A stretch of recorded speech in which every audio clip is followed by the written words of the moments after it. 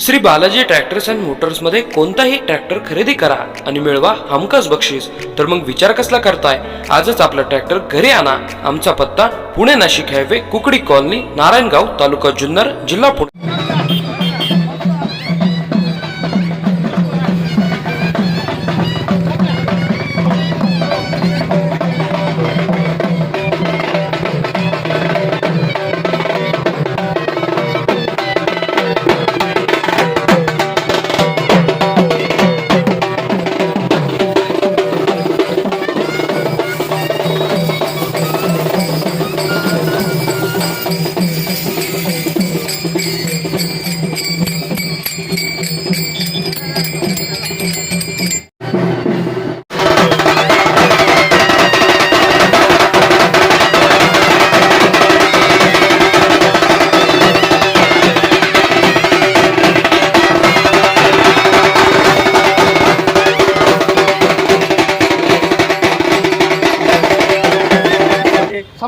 आज 5 हप्ते पडले कलावंतांचे आहे। पुणे जिल्ह्यातच प्रॉब्लेम आहे। पुणे जिल्ह्याचा का भाऊ असं मग? नाही बैठक झालेली, कलाकार निवड समितीची बैठक झालेली कलेक्टरांच्या उपस्थितीत। काय होतं माहितीये का, मग त्याच्यामुळे आमचे कलावंत वंचित राहिले साहेब। ठीक आहे आता 5 महिने झाले, आता 5 महिने त्यांचं तुम्ही दिलेले आहे तहसीलदारांमार्फत आम्ही कलेक्टरांकडे पाठवतो तुमच्या ज्या मागण्या त्या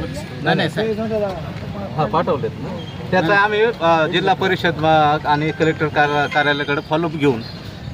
तसेच आमच्या दुसऱ्या पण याच्या व्यतिरिक्त हे तर मेन प्रश्न आहे। दुसरा प्रश्न असा आहे की जे आमचे कलावंत आहे, तुमच्या जिल्ह्याला 100 प्रस्ताव देत आहे, आमचे जिल्ह्यामध्ये चांगले कलावंत आहे आणि जे कलावंत उत्कृष्ट दर्जाचे कलावंत पण ग्रामीण कलावंत आहे त्यांचा कोणी विचार केला जात नाहीये। त्यांचा विचार केला गेला पाहिजे। आमचे ना समजा तुम्ही जिल्ह्याला 100 प्रस्ताव देते, आमचे 500 प्रस्तावची आमची मागणी आहे। कलावंतांना आमच्यावाल्या समजा विमा दिला पाहिजे शासनाने, अशा आमच्या ज्या 10-11 मागण्या आहेत त्या आम्ही निवेदनामध्ये म्हटल्या, त्या पण तुमच्या प्रशासनाकडं आम्ही सुपूर्द करतो आणि त्या पण मागण्याचं आमची तुम्ही अंमलबजावणी करावी वरिष्ठ पातळीवरती आणि आम्हाला याचा लाभ भेटलाच पाहिजे। कारण कलावंत जास्त आहेत आणि जे मानधनाचं आहे ते पण कमी। सगळ्या गोष्टीचं आमच्या कलावंतांना आता तरी कमी प्रमाणात कलावंत आहे, पण इथून पुढे समजा जे आमचे कलेक्टर ऑफिसला जे आम्ही आंदोलन करणार आहे जिल्हाधिकाऱ्याला, तर याच्यात ना तुम्हाला कमीत कमी 5 ते 10 हजार कलावंत दिसतील।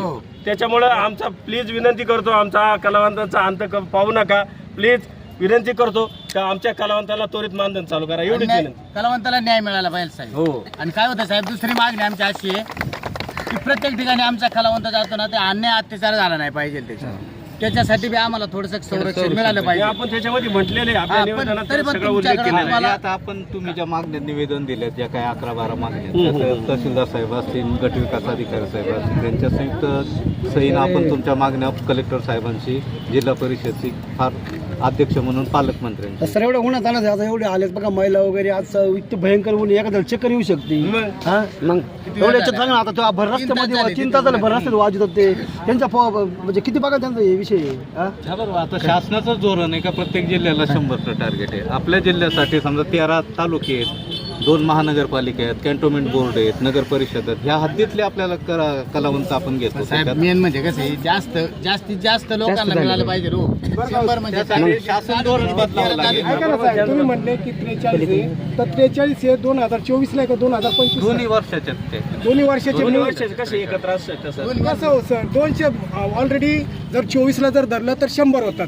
जुन्नर तालुक्यातून 43 लाभार्थी, 13 तालुके जिल्ह्याला 100चं टार्गेट। म्हणजे दोन्ही वर्षाचे मिळून 43 एका तालुक्याला 43, एका तालुक्यात आता 13 तालुके, 13 नगर परिषद असतील, कॅन्टोन्मेंट बोर्ड असतील। आता ह्या जे आहेत 24-25 ची 26-25 ची मंजूर झालीत का? नाही अजून नाही, बैठक तर झाली, परवाच झाली ना। आता त्याची यादी कधी होईल ते नेमकं आम्हाला बी म्हणजे ठीक आहे, जिल्हा परिषदची फॉलोअप घेऊन तुम्हाला कळवलं म्हणजे बतच आम्हाला तुम्ही सांगा यादी, मंजुरीची यादी कधी देणार आहेत आम्हाला। आणि बरं का साहेब, आमचे जे इथं पदाधिकारी आहेत त्यांना कृपया करून सहकार्य करा।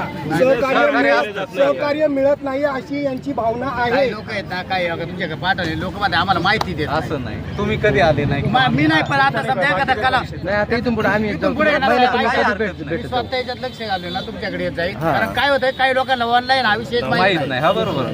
कसं करायचं आणि काय करायचं हे त्यांना माहिती नाही. ऑनलाईन प्रक्रिया बंद आहे ना 50 जणांनी केलेलं आहे ऑनलाईन त्यांना काही कळत नाही काय काय लागतंय कागद केलेलं आहे तरी आलं नाही अजून पण त्याला किती लोकांचं? कुणी जरी आलं साहेब तर त्यांना थोडी माहिती त्याच्या तुम्ही चौकशीच काय- करते नाही म्हणले काय कोणी या माहिती दिली म्हातारी जाईल. माणसं असतात, त्यांना ऑनलाईन हा विषयच माहित नाही मग करून बी आलं नाही चौकशी सुद्धा करते नाही त्याची